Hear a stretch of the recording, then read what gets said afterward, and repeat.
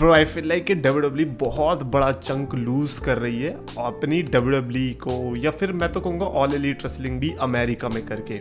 Like वो कुछ भी करके अगर ये शिफ्ट हो गई यूके में जाके, इनको बहुत बड़ा बेनिफिट मिलने वाला है। बिकॉज रिसेंटली जब पता चला कि ऑल एलीट रेसलिंग के फॉरबिडन डोर ने 2023 के जो मनी इन द बैंक था WWE की तरफ से, उसके रिकॉर्ड को तोड़ा है O2 अरीना में, तो उससे एक चीज़ तो कंफर्म हो गई कि यूके वालों के पास पैसा बहुत है।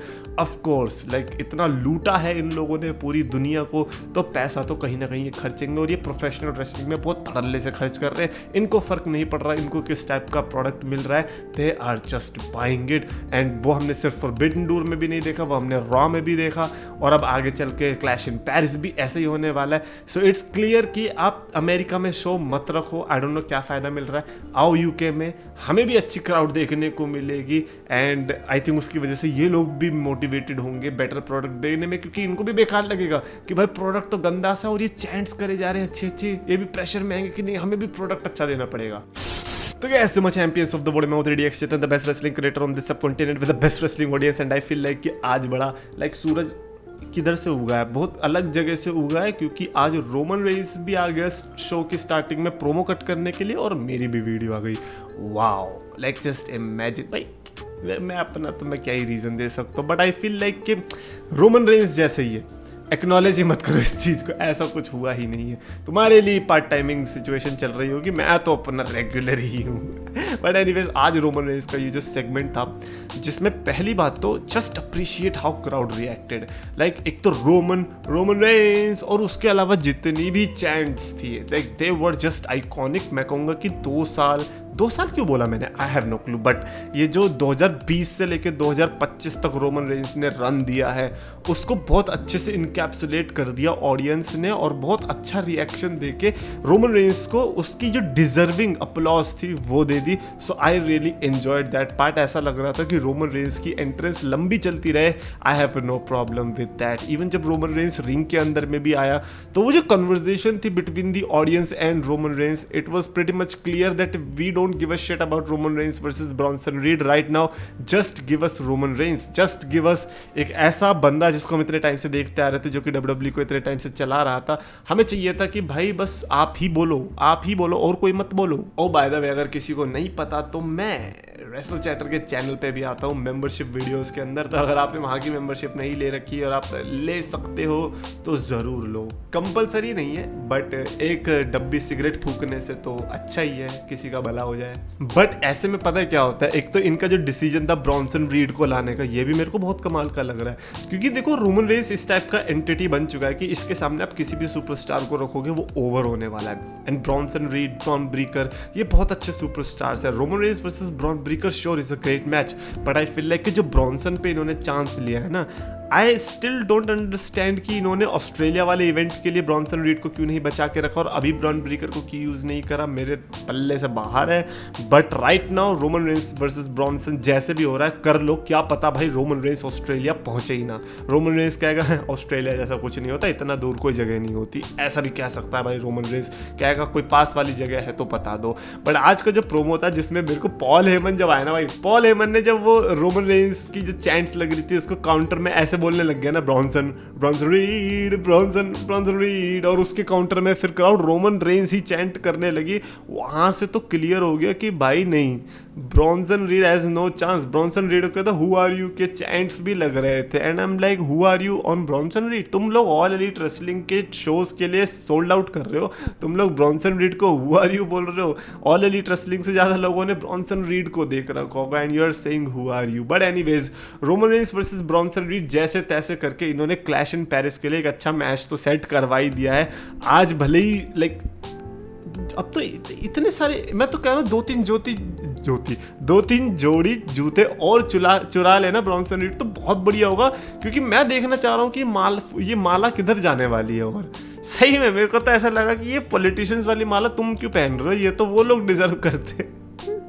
बट नहीं यार, ये ब्रॉन्सन रीड ने जब पॉल हेमन को माला पहनाई ना, मैंने कहा ये डिसरिस्पेक्टफुल हो रहा है, पॉल हेमन को तुम मत फिरा। जो भी कहो, बंदा लेजेंड है, बंदे ने इतना कुछ किया है और तुम उसको माला पहना रहे हो। आज से 5 साल पहले Roman Reigns and Paul Heyman साथ आए थे और आज 5 साल बाद पॉल हेमन के जूतों की माला चढ़ रही है और मीनवाइल रोमन रेंस को रोमन रेंस की चैंट्स लग रही है। भाई कुछ भी कहो, एडिक्टेड चैंट्स है। मेरे को तो लग रहा है मेरे को सोने से पहले कुछ ऐसा लेना पड़ेगा जिसकी वजह से मैं ये चैंट्स भूल पाऊँ, वरना नींद नहीं आने वाली। मेरे को रात में सपने में सिर्फ ये चैंट्स ही गूंजने वाली है। I just enjoyed it. Like ये सेगमेंट पहले कमाल का था। लाइक कौन कंप्लेन करेगा बताओ रोमन रेंस के आने पे, रोमन रेंस के प्रोमो कट करने पे, वरना अब तक कितना गंदा हो रहा था। रोमन रेंस लास्ट में आता था और फिर आके बजा के या तो खुद पिट के निकल लेता था। नहीं चाहिए हमें चाहिए रोमन रेंस हमसे बात करे। We want Roman Reigns to talk. तो आज का promo just nailed it. I enjoyed this segment. उसके अलावा निक्की बेला और ये जो बेकी लिंच वाला सेगमेंट था, मैं सही में बताऊंगा, इससे तो मेरी बहुत ज़्यादा उम्मीदें थी, उतना खरी नहीं उतर पाई, बट मैं निक्की बेला से बड़ा इंप्रेस हुआ।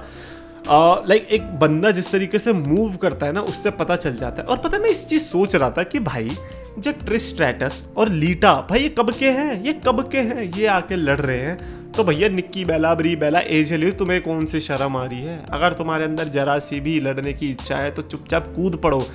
निक्की बेला मैं कहूँगा कि ठीक है यार, वो इवोल्यूशन का पार्ट थी, बट यार मैं सही में बताऊँ, मेरे को तो वुमेन्स लाइक डिवीजन में टॉप पे तो यही लगती है। Trish Stratus, Lita, Charlotte, Asuka, Bianca Belair, Becky Lynch, Sasha Banks और बेली।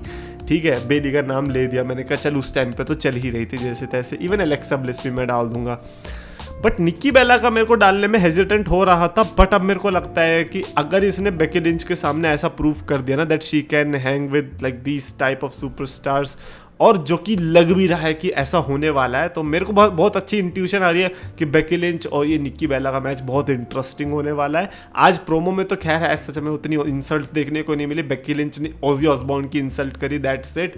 उसके अलावा मेरे को ऐसा उतनी इंटरेस्टिंग लगी नहीं। एंडिंग में तो निक्की बेला ही स्टैंड टॉल करती दिखाई दी, but that's not what I am excited for. I am excited for कि निक्की बेला कैसा लड़ती है।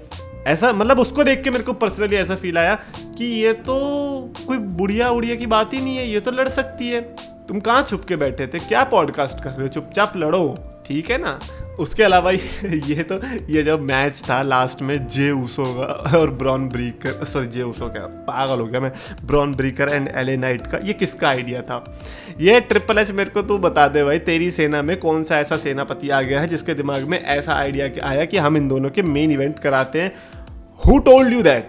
One of the most stupidest decision. Do you think कि LA नाइट को इस समय पर मेन इवेंट में डालना चाहिए? Sure, आपने LA नाइट को डाल रखा है फेटल 4-वे मैच के अंदर, but that does not mean कि रॉ ये अच्छा मेन इवेंट डिजर्व नहीं करती थी। लाइक ये रॉ अच्छा, और इस रॉ में बहुत कुछ, लाइक पेंटा हार गया, फिन बैलर पिन हो रहा है, चलो फिन बैलर के सामने चलो एजे स्टाइल्स था इसलिए तो कुछ कह भी नहीं सकते। बट ओवरऑल रॉ में मैं कहूँगा कि बहुत डिसअपॉइंटिंग चीज़ें भी थी। वो तो क्राउड ने बचा के रखा था, हाइप ने बचा के रखा था। जो मेन इवेंट में एंडिंग में जो ब्रॉल हुआ है जिसमें Jey Uso, LA Knight, CM Punk आपस में लिपट गए, जे ऊसो ने किक्स मार दी क्योंकि जे ऊसो को रोमन रेंस ने भाई ये तो पूरा फुल सर्कल करते ही जा रहे। याद है रोमन रेंस कैसे भरता था जे ऊसो को 2020 में, और अब फिर से उसने ऐसी बोला कि सीएम पंक पे ट्रस्ट नहीं करना, और आज जब ट्रस्ट करने की बारी आई तो उसने सुपर किक मार दी। सबसे पहली बात तो ट्रस्ट करना ही क्यों है? फेटल 4 वह तुम चारों आपस में लड़ने वाले, तो जे ऊसो ने सुपर किक मार के अच्छी करी, बट गलत किया क्योंकि तुम मेरे सीएम पंक पे गए हो। और जे ऊसो ने अगर वर्ल्ड हेवीवेट चैंपियनशिप जीती ना, तो भाई सेथ रॉलिंस को आगे पर्सनली मैं बजाने वाला हूँ, क्योंकि भाई हाउ डेयर यू, अगर तुम्हें हारनी है टाइटल, तुम सीएम पंक से हारो ना, तुम जे ऊसो से कैसे हार रहे हो?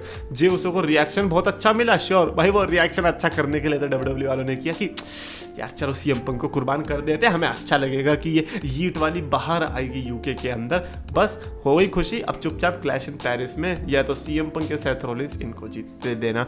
बट एनीवेज आज की रॉ मेरे लिए तो एंटरटेनिंग थी, मैं कहूँगा। कुछ ऐसे शॉकर्स भी थे, जैसे कि कोफी किंगस्टन वाला मेरे को शॉकर लगा कि पेंटा को हरा दिया। एक तो उसका लुक ही बड़ा अजीब लग रहा है, बट ये जो जेवियर वुड्स और ग्रेसन वॉलर कर रहे हैं, मेरे को तो समझ में नहीं आ रहा भाई कर क्या रहे हो तुम। इंटरेस्टिंग तो लग रहा है, ऐसा लग रहा है कुक तो कर रहे हैं कुछ, बट क्या कर रहे हैं पता नहीं। आई एम जस्ट वेटिंग, बता देना हमें कि क्या होने वाला है। एंड उसके अलावा निक्की बेला वाला थोड़ा मेरे को लगा कि और अच्छा हो सकता था, बट निक्की बेला को देख के इंटरेस्टिंग लगा कि नहीं यार ये आई थिंक मेरे को अब अच्छी लग सकती है। And I think Becky Lynch के अंदर कुछ तो बात है कि वो जिसके सामने भी आ रही है उसको अच्छा दिखा दे रही है। सो ओवरऑल अगर मेरे को इसकी रॉ को रेट करना होगा, मैं इसको इजीली 4.5 आउट ऑफ 5 की स्टार रेटिंग दे सकता हूँ। इट्स जस्ट दैट कि वाइब अच्छी होनी चाहिए और वो थी। कमेंट्स में आपने थॉट्स लिख के बताना, बड़ी गाइस थिंक। अगर आपको वीडियो पसंद है तो प्लीज लाइक और शेयर और चैनल सब्सक्राइब करो।